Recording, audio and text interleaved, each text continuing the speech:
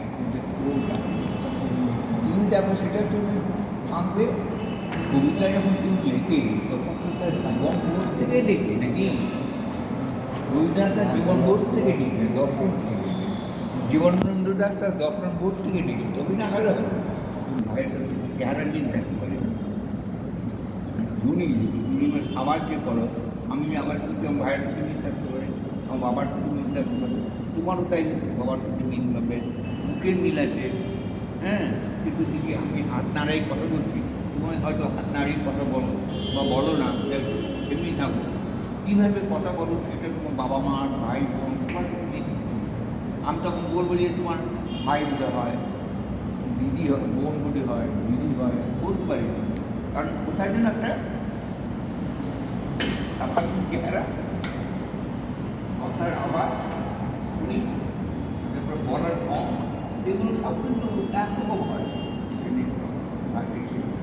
ভাই বোনের ভিতরে বাবা, কিন্তু কিন্তু জীবনে যে আমি বোধ, আমার বোন যে দর্শন, এটা কিছু আমার বাবার সাথে মেনে না।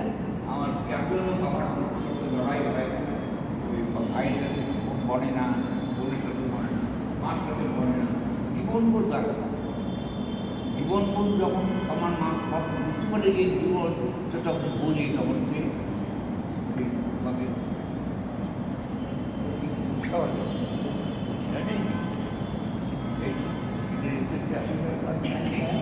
জীবন বলতে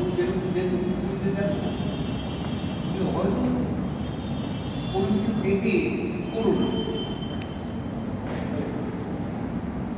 জীবন বলতে যাবো, তুমি যদি এই মানুষের জন্য মানুষের হয়ে যাবো, কিন্তু আজকের মানুষ যদি একরকম ভাবে, আর যদি বাসে চলে গাড়ি। কীরকম লাগলো একটু আমাদের এই আমার ভালো লাগলো, সবার খুব চেষ্টা আছে। হ্যাঁ, এবং হয়তো কাজ করেনি, তার একটা হেতু আছে, নিজের মতো করার চেষ্টা করেছে। ওকে স্যার, অনেক ধন্যবাদ।